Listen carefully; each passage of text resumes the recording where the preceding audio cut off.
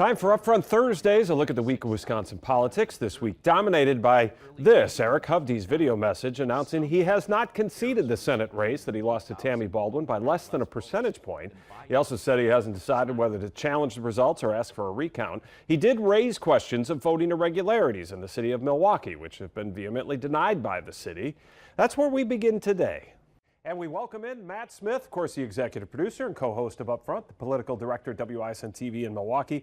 So the GOP people you've talked to, Matt, about Eric Hovde's statement the other day, how surprised or caught off guard were they by this?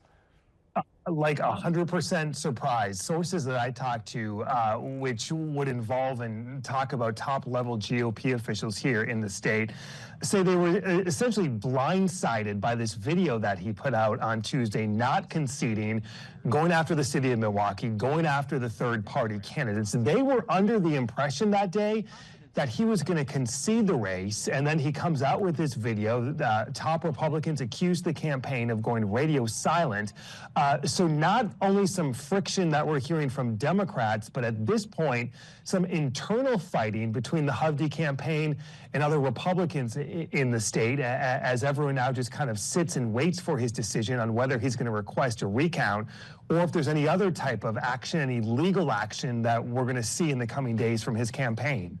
You mentioned surprise among these people. Has there been pushback? Has there been an attempt to get him to stand down, for lack of a better term?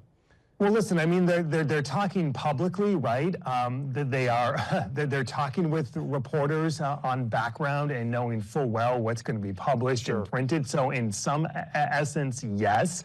I think it goes back to what I was talking about in the week after the election, is there really wasn't a lot of communication between the Hovde campaign and Republican officials. That's according to Republican officials in terms of what was going on. So I'm not totally sure the level of communication now after this. I can't imagine it's improved that much, especially coming from Hovde world when you see other Republicans in your state essentially coming at you. So I think it's a bit fractured at this point, and everyone is kind of in a waiting pattern, for the counties, these remaining counties, to complete their canvasses, and then for whatever decision Hovde is going to make. And he's indicated he's going to release it in a video again, so we'll all be watching our social media feeds, I guess. All right. Let's go from state Republicans to state Democrats. We had J.R. Ross on the program the other day, and one of the things he mentioned in our discussion was that Ben Wickler, the head of the Wisconsin Democratic Party, is being mentioned as a possible replacement for the National Democratic Party to lead that effort after the wake of these disappointing national outcomes for the Democrats. What are you hearing on that front? Yeah, I mean, it's definitely a possibility. I believe he is getting some phone calls from across the country and hasn't publicly ruled it out at this point. This could become quite the internal fight. We were just talking about Republicans fighting. This could become quite an internal fight among Democrats going forward. Because listen, I mean, there's a lot of finger pointing, some public, a lot going on behind the scenes coming off the elections. And Jamie Harrison, the current chair, has indicated he's not going to run again. So the question is, who is going to replace them and essentially lead the Democratic Party into the midterms, where for Democrats, you are going to have to make incredible gains in terms of the House and Senate, and then you're going to look at governor's races across the state, like in Wisconsin, state legislatures. So one of the names being floated is Ben Wickler. Yes, Kamala Harris lost this state, but Tammy Baldwin won the state. Democrats did make some gains in the state legislature.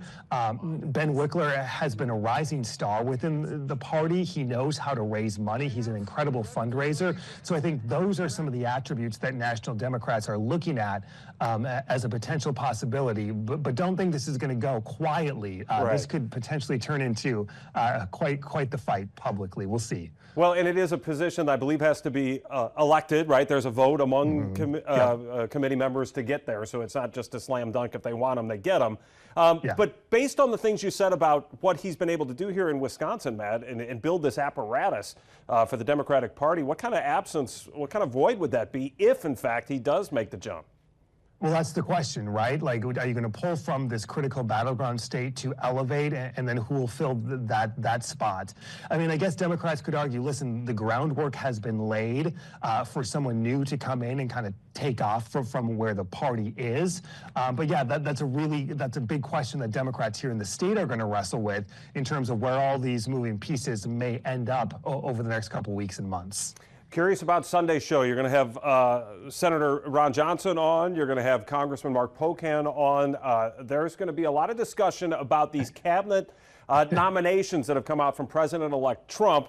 Certainly the nomination of Matt Gaetz for Attorney General received a lot of attention yesterday and will continue to do so. Is this a bit of a test of loyalty for Wisconsin congressional members, especially Republicans, on how they're going to handle these nominations going forward?